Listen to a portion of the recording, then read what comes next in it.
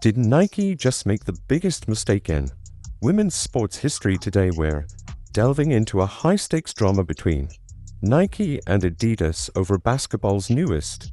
Adidas superstar Caitlin Clark produced a bold game-changing offer that shook the sector, leaving Nike rushing to keep rise. But can Nike's last-minute efforts correct their initial errors, or has Adidas already won the race? Let's break down exactly what happened and what it implies for Adidas's sports branding in the future. Makes a daring decision that changes the game.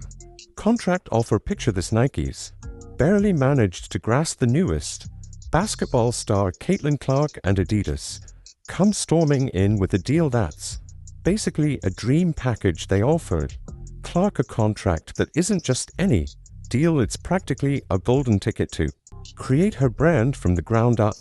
Adidas didn't only want her name, they desired her thoughts, her vision, and her entire creative input on every area of the collaboration. With this Adidas offer, Clark would have had tremendous control over her image, something most athletes can only hope for, not to mention the financial benefits that made Nike's 8-year, $28 million contract suddenly looked.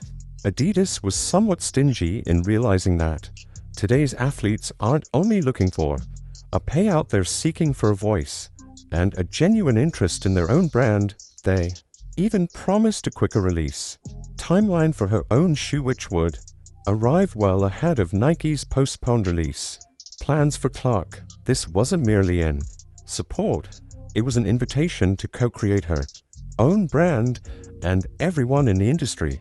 I'm shocked that Nike lost out on Caitlin Clark's big moment. Now here's where things become wild. Nike had Caitlin Clark signed, locked, and ready. However, instead of capitalizing on her surge, they sat on the sidelines. We're talking about the biggest firm in sports gear, and they virtually left Clark waiting on the bench. Nike's original plan was to delay her signature sneaker release till 2026, maybe even as far as 2027, and this was after Clark had a first campaign that was nothing short of the renowned. Clark was there everywhere. Documents pertaining to arenas and her Indiana Fever jerseys were selling out quickly, and fans were obviously all in for seconds. But Nike decided to maintain her signature sneaker under secrecy, stretching the schedule out 4 years for Clark and her fans. This was like waiting for the grand finale that never comes. Nike's reply to Clark's first-year performance was almost non-existent. They didn't roll out a single high-profile campaign for her. It looked like they were waiting to see if she triumph would stick. Yet the trouble is the buzz was already there, and they ignored it. The legal battle heats up as Nike sues Adidas. When Adidas makes an offer to Clark hit Nike's radar, they didn't respond with a fresh plan or a stronger up offer. Instead, they headed straight to Nike. Made the best decision, according to the lawyers. A means of protecting their investment was not through advertising but by filing. Adidas is the target of a lawsuit was intended to prevent Adidas from what Nike considered stealing their athlete. It's kind of ironic when you think about this. Was Nike, the largest company in the world, sports company, spending more time in courtrooms than marketing Caitlin Clark? Fans were raving about how Adidas was bringing her nearer to her potential. Instead, Nike's focus was in court of advancing Clark's reputation and brand. Nike was involved in legal tactics for Adidas, though this was simply fuel. The Nike's panic grew larger the more Adidas's audacious approach was creating news, and the more Nike appeared to make mistakes. It's Nike's best player rushes to save a important collaboration with Adidas, intensifying the pressure. Nike started scrambling to catch up. Caitlin Clark was suddenly gaining a lot of attention recently. Promotions and even extra bonuses, all certain advertising strategies that ought to have started considerably early started sprouting up out of nowhere. Nike even rushed her shoe release timeline, accelerating it. Nevertheless, it seemed like an afterthought by this point. felt similar to Nike's mad dash, catching up by working overtime in an attempt to compensate for undervaluing Clarks. Fans of influence saw the abrupt change, and while Nike's push was a step in that, everyone was questioning if it was the correct direction. If they delayed too, Nike was now fully committed to Clark, wanting to show they valued her brand, but the sudden rush felt compelled to, staking everything on rebuilding her momentum. But each moment that passed, the clock was ticking faster. Wanyama versus Clark's $28 million contract. Nike's $100 million contract with Caitlin Clark was meant to be a game changer. $28 million over 8 years, impressive. Yes, well, it was till people started contrasting it with other agreements in the business. For example, Victor Wembanyama's Nike deal, a massive $100 million.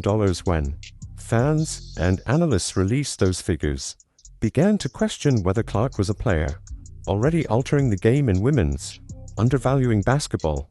Clark's $28 million appeared tiny in comparison to Wembanyama's $100 million, and with Adidas currently, Nike's dedication to Clark on the scene appeared to be even less serious. People started questioning if the industry was actually willing to back up its support for women's sports with real money. This wasn't just. It served as a wake-up call regarding the paycheck on the value placed on female athletics.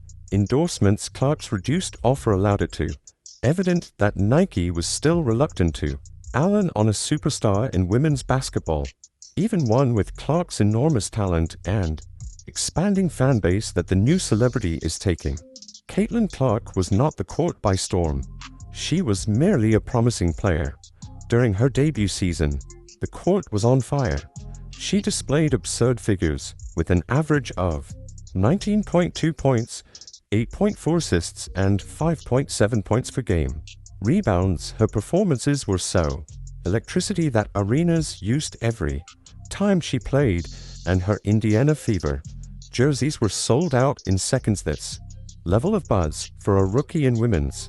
Although basketball was unknown, it wasn't. Clark wasn't merely playing, according to the statistics, basketball. She was generating a movement. Her presence was pulling in more fans and attention to the sport than anyone had previously observed. That Nike had a front row seat to her breakthrough year, but in some way lost the opportunity to make her the face of women's basketball. During Clark's breaking records and winning, supporters departed, and Nike simply remained on the sidelines, wasting chance after chance to completely back her as the leader of the movement. She was turning into the reason Nike chose the job. Wilson's approach to Clark and why it backfired. Instead of going all in on the rising Nike star, Caitlin Clark concentrated on the WNBA. Wilson, MVP, giving her a signature sneaker. Wilson is a fantastic priority right now. Athlete who is deserving of her own line, but this timing was completely incorrect.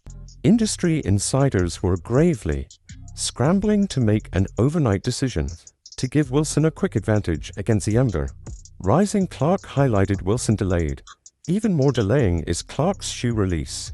Clark's brand expansion. Exactly as her popularity was increasing, Clark's admirers were left puzzled. They wanted her iconic footwear, but Nike retained them.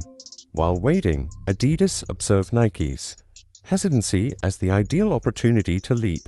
Football fans respond online as Nike's PR scandal bursts after word of Nike's mismanagement of Clark's deal. Social media set off fans and sports analysts across every platform were examining Nike's faults, with many pointing out that Clark was being terribly undermarketed.